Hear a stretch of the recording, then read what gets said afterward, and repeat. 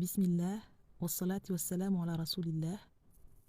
Assalamu alaikum wa rahmatullahi wa barakatuh.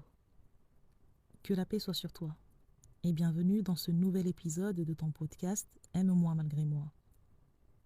Je suis Niora et aujourd'hui j'aimerais me parler à travers toi pour me faire comprendre ceci. Bien souvent je m'inquiète de ne pas arriver au résultat pour lequel j'ai travaillé, au point où parfois cela me paralyse et je n'entreprends plus rien de peur d'échouer. J'ai juste oublié que je ne suis pas garante du succès de ce que j'entreprends. Je suis juste responsable de l'effort à accomplir. L'épisode d'aujourd'hui, si par la grâce d'Allah j'arrive à l'aborder correctement, devrait participer à m'enlever un poids sur les épaules, celui de la peur d'échouer, ou de la frustration après avoir échoué. En même temps, il devrait m'aider, et peut-être toi aussi, à me recentrer sur l'effort. Avant ça, laisse-moi te raconter ce récit, que je n'ai pas lu dans un livre, mais qui m'a été transmis sous la plus belle et la plus ancienne forme de transmission qui existe, la transmission orale d'un maître à son élève. Alhamdulillah. Pour les personnes soucieuses de connaître les sources, sachez qu'il a été rapporté par Ibn Abbas, radiyallahu anhu. Alors, le prophète Ibrahim alayhi salam, lorsqu'il a construit la Kaaba, lorsqu'il eut fini de la construire, Allah lui demanda de faire le adhan, d'appeler les gens à venir l'adorer en faisant le tawaf, qui sont, comme vous le savez, les tours que l'on fait aujourd'hui autour de la Kaaba durant le pèlerinage.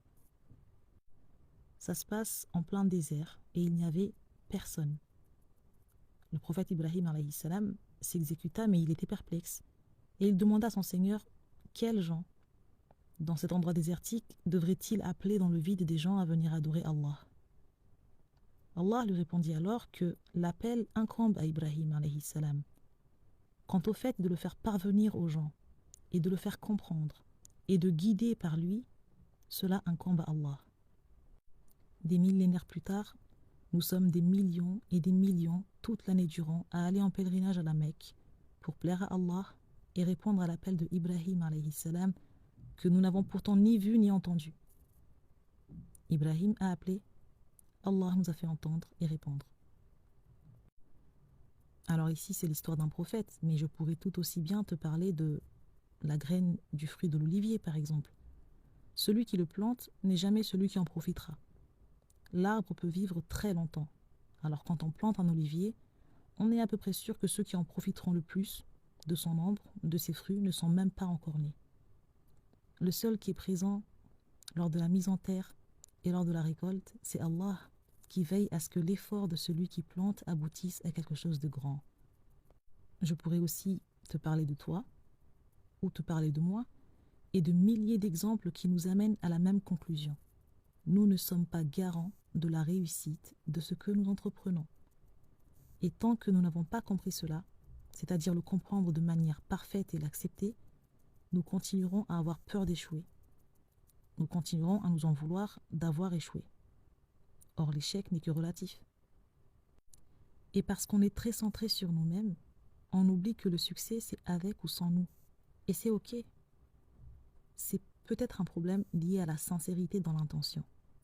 Et ici, bien sûr, je parle de la sincérité dans le sens religieux, dans le sens islamique du terme. Tu l'as peut-être compris, mais peut-être que parmi nous, des personnes moins familières aux notions et jargons islamiques pourraient se dire « mais de quoi elle parle ?» Bien sûr que je suis sincère. Je me permets donc une petite parenthèse. En islam, quand on parle d'être sincère dans son action, cela veut dire qu'il faut travailler son cœur à dédier cette action uniquement à Allah, à ne rechercher en faisant cette action que la satisfaction d'Allah, pas le regard des autres, pas leurs compliments, pas leur approbation. Et même lorsqu'il s'agit d'une chose qui, en apparence, n'a rien de religieux, comme le fait d'enlever du chemin un obstacle qui pourrait blesser quelqu'un ou le gêner. Être sincère, c'est lutter et éradiquer toute envie ou besoin de plaire à quelqu'un d'autre qu'à Allah. C'est à cette seule condition, à cette unique condition qu'Allah accepte notre action et en fait une adoration acceptée. Et c'est ce que veut dire adorer Allah exclusivement, notamment. C'est la raison pour laquelle Allah nous dit et nous rappelle qu'il est unique et n'a pas d'associé, qu'il nous a créés sans solliciter l'aide de personne et qu'en retour nous devons lui vouer une adoration sans rechercher le regard d'autre que lui. C'est logique. Et c'est un exercice bien plus difficile qu'il n'y paraît. C'est le grand combat que l'on mène contre notre ego parce que l'amour du regard d'autrui, du compliment et de l'appréciation de l'autre est très attaché à notre nature. Maintenant, je ferme cette parenthèse, plus que nécessaire, pour en revenir au vif du sujet. Ce qu'il faut, c'est arriver à un degré d'humilité qui fasse que nous nous considérions comme le moyen ou la cause, et non pas comme le but. La sincérité de l'intention, quand nous la perdons de vue, nous oublions que nous ne sommes que le moyen et non le résultat. Et quand nous oublions cela, nous oublions que c'est à Allah seul qu'incombe de faire germer la graine que nous avons plantée et d'en faire un arbre et même une forêt. Nous ne sommes que la voix de l'appel. Et c'est Allah qui donne vie au message. Nous ne sommes qu'une marche dans un escalier à qui il incombe à Allah d'en faire un pont pour nous élever. Et c'est pourquoi nous devons apprendre à lui faire confiance, à le laisser gérer ce qui est de son ressort et à nous concentrer sur ce qui est de notre ressort. Et cela implique le fameux tawakkul, la confiance en Allah. Cela implique aussi de comprendre ce que sont réellement les échecs et ce que sont réellement les réussites. Nos échecs ne seront jamais des échecs tant que nos intentions étaient sincères. Et nos succès, si grands soient-ils, ne sont que des manifestations de nos égos si nous n'avons pas su leur donner une ampleur plus grande que je veux qu'on me voie comme celui ou je veux qu'on me voie comme celle qui. Et c'est très compliqué dans le monde où on vit. Un monde où on nous apprend que l'estime de soi, c'est de sans cesse se gonfler, se complimenter, se mettre en avant, sans quoi ce serait manquer de confiance, se rabaisser ou amoindrir sa valeur. Qu'il faut que l'autre, le conjoint, le voisin, le frère, l'ami, l'ennemi reconnaissent ma valeur. Du coup, cet autre est devenu la mesure, le baromètre de mon succès, et je ne me vois que dans ses yeux. Je veux impressionner. Et j'oublie.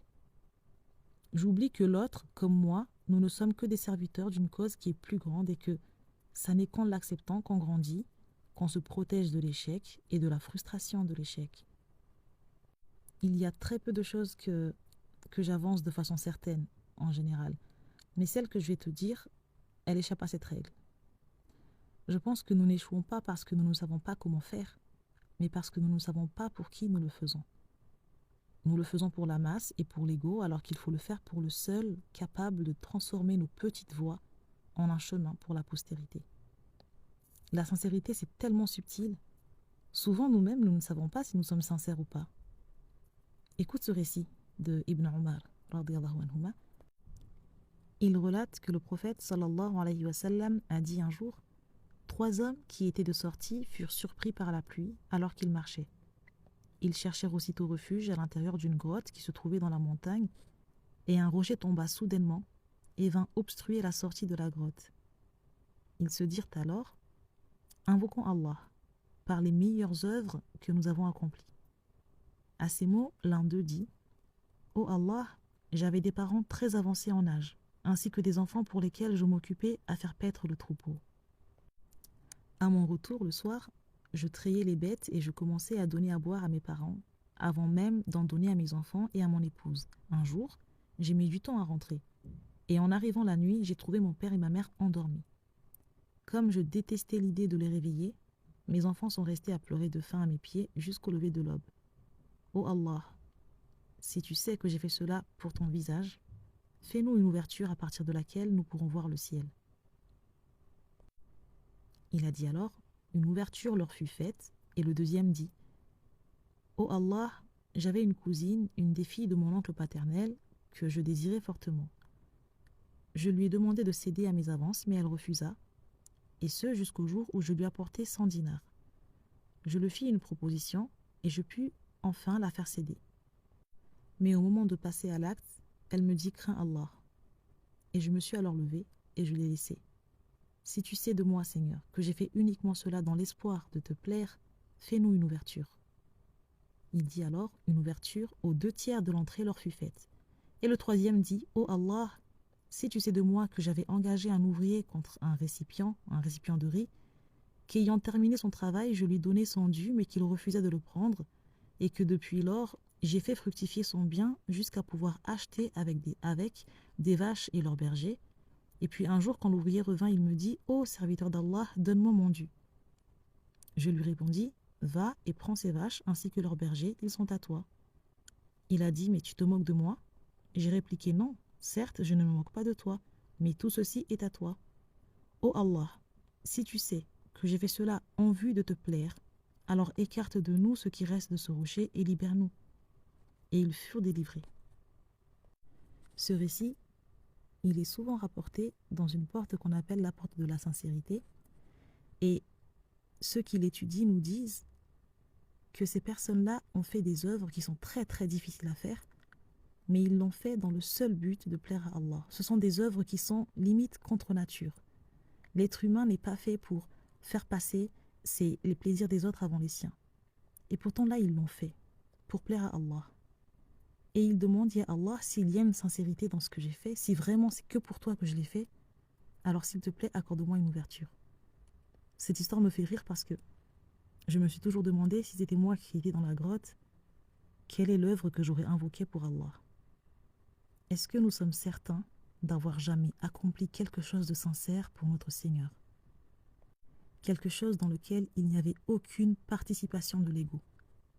Quelque chose dans laquelle nous n'avons recherché rien d'autre que le plaisir d'Allah. Quelque chose parfois qui était difficile, parfois qui était facile, ça n'est pas le critère.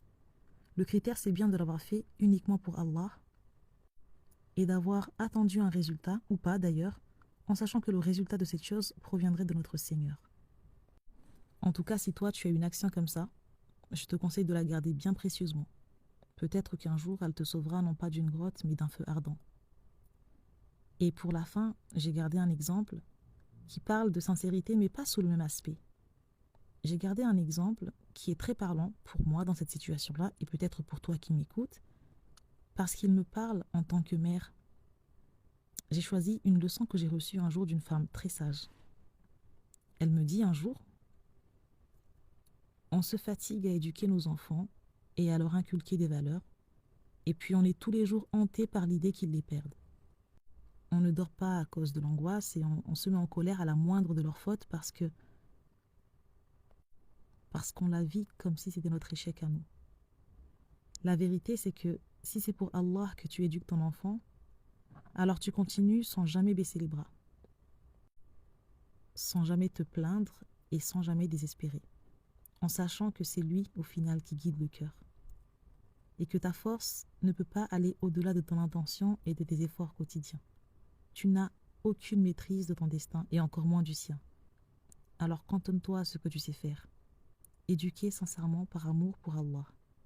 Et laisse à Allah le soin de fructifier ton effort. Ton malheur vient du fait que tu as oublié qu'il est celui qui tourne les cœurs. Alors, toi qui m'écoutes, et moi qui te parle, faisons comme Ibrahim alayhi salam.